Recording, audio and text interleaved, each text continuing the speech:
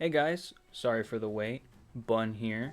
If you saw my last video, I'm currently working on a Ben 10 TTRPG or a Ben 10 D&D of sorts. Today's video is going to be entirely dedicated to just looking at the species lists and how the stats are going to look. Now, who is and isn't on the table? We've got most of the classics, UAF, Omniverse, and then side characters that we don't see him turn into, like Rook or an Osmosian, a Kraho, and so on. Though you will notice that there is a little bit of red on this screen, and we'll get into that now. Extinct or miscellaneous. I'm so sorry, Cannonbolt fans, but on his introduction episode, it said that the big tick from the same episode destroyed his home planet and presumably the rest of the Cannonbolts or Pelorotas on the planet. So, I'm sorry. Though, Flatats, like Vampire, they were fully extinct before the series as well, between like a war with the Transilians or the Frankenstrikes, Ben Victor, whatever you want to call them. Ziskare tried to revive or resurrect Lord Transil so they could bring the rest back, but as you saw in the Galactic Monsters arc, that didn't turn out well, and they got burned to a crisp. Nanomech, I'm sorry, I wouldn't count Nanomech as an alien in the first place. He's just the nanochips with half-human DNA, I think it says on the wiki, and reasonably, I doubt anybody wants to play as a nanomech anyways, and I'm just going to say that the nanobots are dead. Moving on. Now, for aliens that are too OP for player characters, I've got some obvious ones and then some, like, hear me outs that I'm still kind of on the fence on. But Anodites, they're pure energy beings made of mana who have complete control over magic. That's a little too much. Way big, that one's a little more understandable. He's just too big. You wouldn't be able to role play, you wouldn't be able to fit in a room or a spaceship, and you'd probably step on anybody in every encounter. Um, and then obviously a celestial sapien or alien X. You don't want to like have somebody just snap your campaign over. If anything, you can say that the DM is a celestial sapien just watching over the party the whole time, but that's about it. Now, on the ones to hear me out on, Clockwork, I feel like he's just a little too overpowered with the time abilities, being able to stop time, slow time, speed time, soda bro effect, all of those shenanigans. But I do think it would be a cool idea to have like an NPC who like cranks his key and rewinds a room like they do in UAF to help like investigate a scene or figure out a situation. Um, Pesky Dust, that one is a little more of a hear me out because it's just their ability is putting people to sleep, which yeah, you could easily just have a character that puts people to sleep. But the main gimmick is reality warping people's dreams, and I feel like you couldn't really implement that for a player. Now, it could be an interesting setting to have like your whole party stuck in a dream and they're trying to fight their way out, but that's about it. And now, Crystal Sapien or Chromastone, they aren't overpowered. It's just the fact that their lore is they are the only one. They are the backdrive of Petropia. They are the Diamond Head's equivalent of Jesus Christ, if not more. He's not overpowered, but you would have to sit with your DM and kind of discuss the lore and implications of you being the backdrive of the Petropian planet. Now, when it comes to the planet condensing, I took aliens with similar biology or similar habitats and put them on the same planet.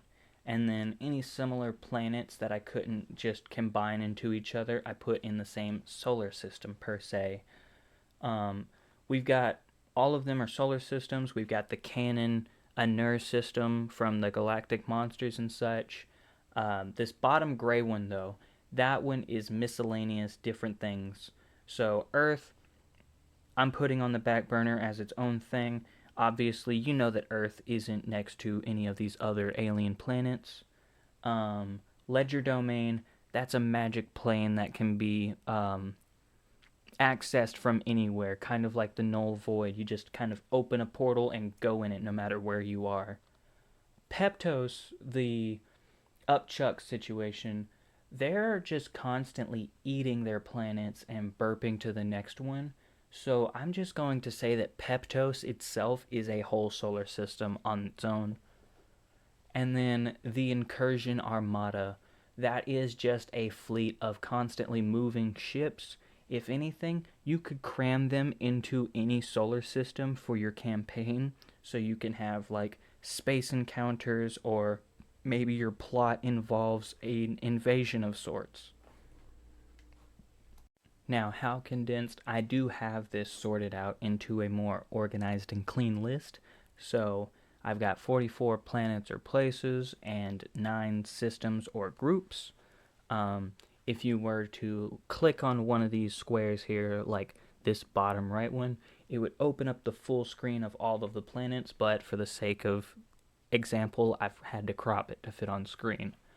And then if you go to the planet like Pisces, it has 5 intelligent species. You'll click on that and you'll see jet ray, ripjaws, amphibian, and walkatrout.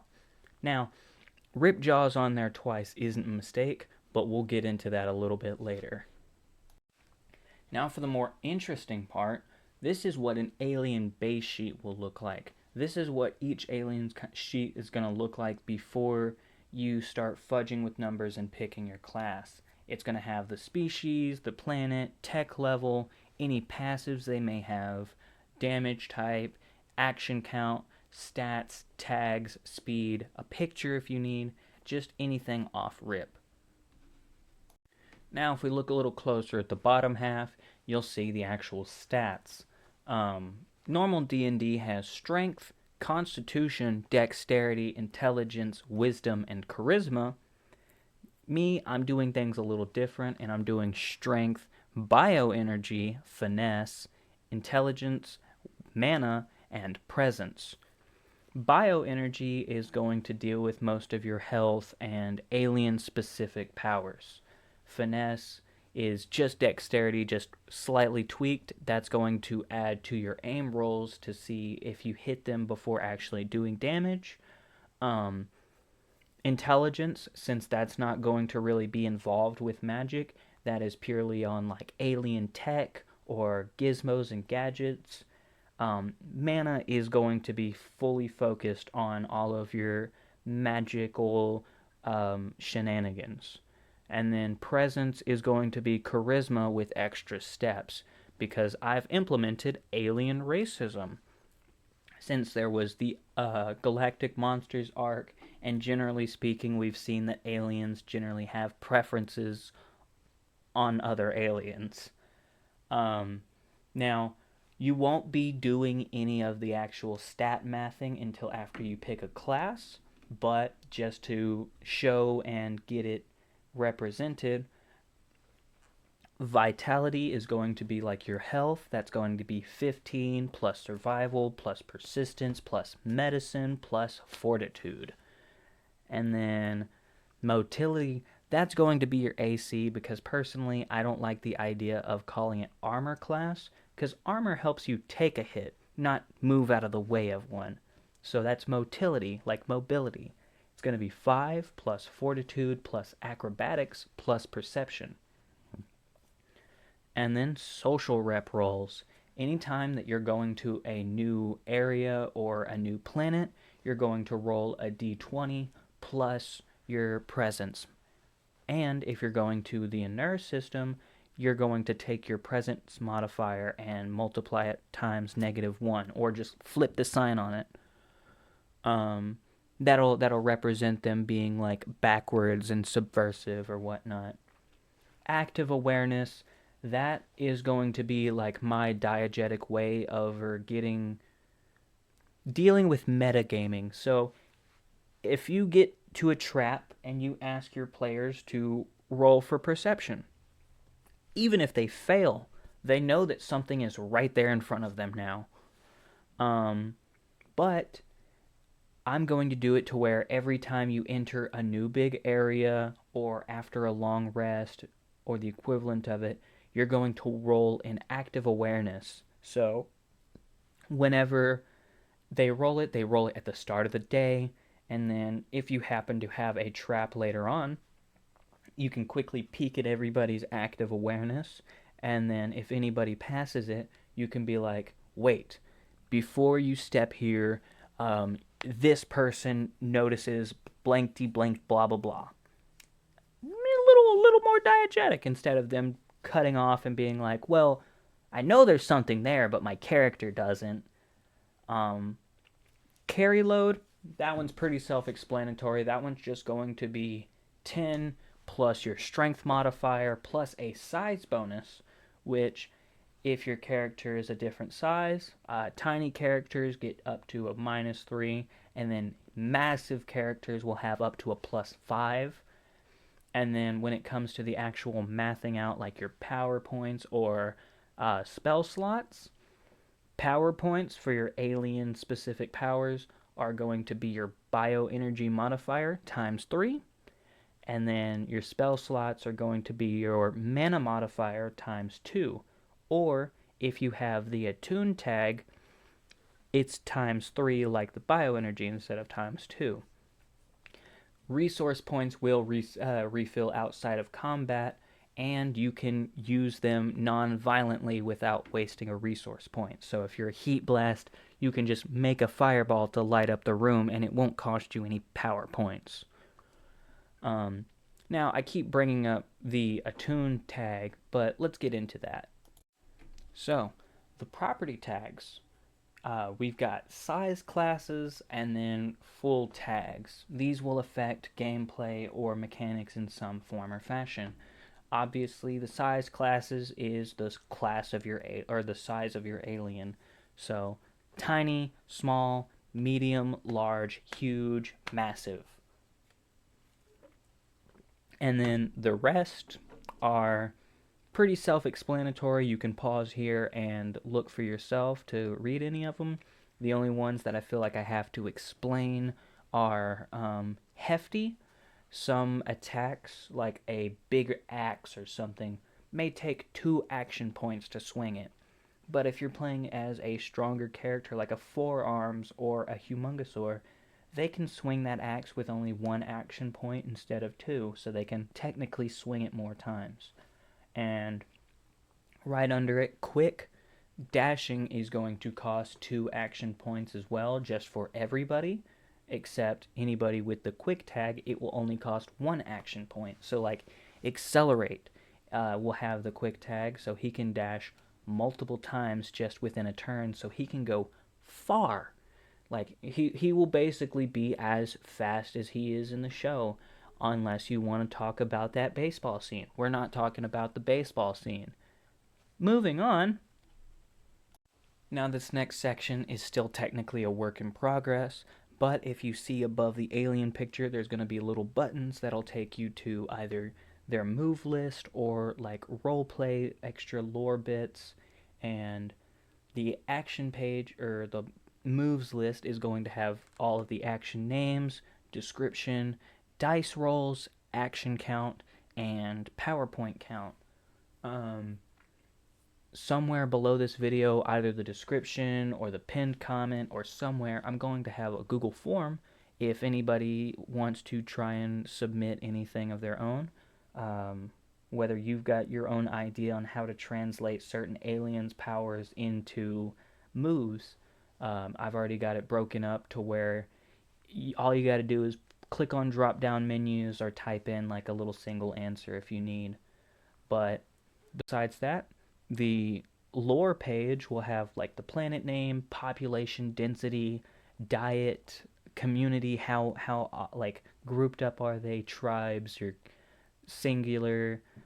Sex class is going to be like, are they only one gendered, like big chill? Do they have 2 genders, like a boy and a girl? Do they have more than 2 genders? just for funny, quirky little roleplay bits. Um, Now, where it says the tech levels for both the species and the planet, there's going to be multiple situations where the planet has a higher tech level than the species that's on that planet because of other species or something going on. And on the right side, you can start the game with any of those types of gear, or you can purchase gear on the left, but the starting amount of money is going to either be tied to the class, or if you're doing a certain campaign, the DM will decide your money amounts. Um, Natural living, those are just going to be random little lore bits, like how they behave or anything like that. Distinctive traits are just going to be characteristics that you can add onto your character, like Heat Blast having the volcano shoulders, or the colors of his flame depend on the contents of his crust, and so forth. Um, Injuries are going to be a more special case. Now, when it comes to injuries, if your character falls in battle and you've got to do like the equivalent of a death saving throw or whatnot, if you fail, I'm not going to permanently kill off your characters unless you want to do that for your game. Instead of a scroll of revivify, you're basically going to put your character in one of those rejuvenation pods like they did for Vilgax in the classic series, or Grandpa Max when he had nerve damage, and you're basically going to sit in the pod and heal up for a little bit, and you come back with a augmentation or injury of sorts. Now, I do have some list ideas for injuries, like if you're an upgrade, you could get the malware disease. If you're a charmcaster elf or whatever, you can get the Michael Morningstar ailment where he needs to suck on mana. Um, but moving on, now hear me out. What if subspecies actually meant something? Like they have mechanical or stat differences. You already saw with the two Ripjaws, but I've split other species for both balancing and diversity, such as you saw Ripjaws, Upchuck, Eye Guy, Swampfire, Big Chill, Goop, Bullfrag, and probably the most controversial here, the reason they're going to stay a work in progress and on the back burner for a bit, Osmosians. I want to do DNA absorbing and material absorbing separate from each other. Now to go over them, we've got the Ripjaws, which I've split into either physically stronger but more aquatic based, can only breathe water like regular Ripjaws, or less strength, more dexterity, and they're fully amphibious, so you can breathe air, but you're not as strong. And then Upchuck, I'm similar situation where I made one amphibious and the other not, but the mercs have to breathe air, they can't breathe underwater, but they're stronger. And then the amphibious perks are going to be physically weaker but more charismatic. Next, the eye guys or opticoids, they aren't really going to have like any differences in their stats. It's just eye guy on his own has so many different elements and powers and whatnot that I just kind of split them apart. So we've got lightning with electric blast and X-ray vision, um, fire with fire blast and infrared vision, and then ice with ice blast and night vision, and that's going to be it for him.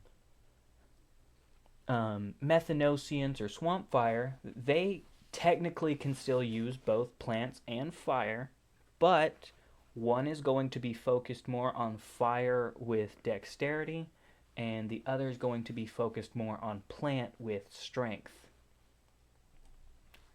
Necrophrygians or Big Chill are going to have the smaller ones that you're used to from Alien Force are going to have like more ice power, but they're physically weaker.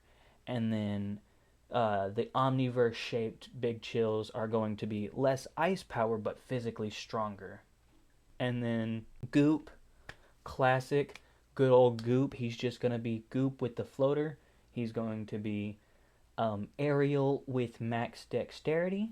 Or think Gluto, like the pilot from Tetrex's ship in Secret of the Omnitrix. He's going to be grounded but stronger. So, do you want to be stronger or do you want to float around?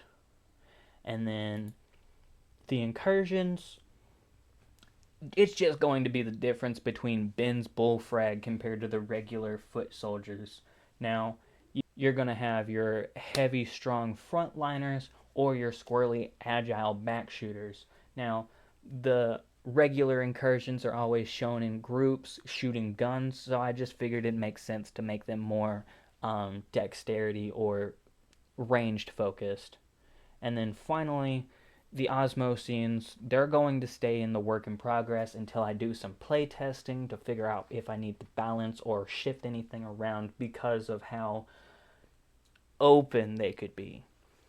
But it's just going to be that one can absorb materials like Alien Force Kevin, and then the other can only absorb energy and DNA like his mutations. So you can pause here and look, but to recap the list, we've got a possible 75 playable aliens from the classic set, the UAF, Omniverse, and to get a little more specific on these other extras, we've got the human, Guess, Chimera Sue Generis, which is like Vilgax, Ariadalis, which are going to be the Charmcaster elves, a Detrovite like Volcanus, a Ravana like Rook, a Craw-Ho like Esther, a Zorite like Xylene, a Zontidian like Argid, a Myceliute like Fungi, a Ryther like Brain Drain, and I'm going to be honest, I don't remember how to pronounce this, but the Ariandorarigan, which is like the map maker, the actual dragon from UAF. And then the Osmosians, they're going to stay a work in progress until I figured them out finally. But, moving on.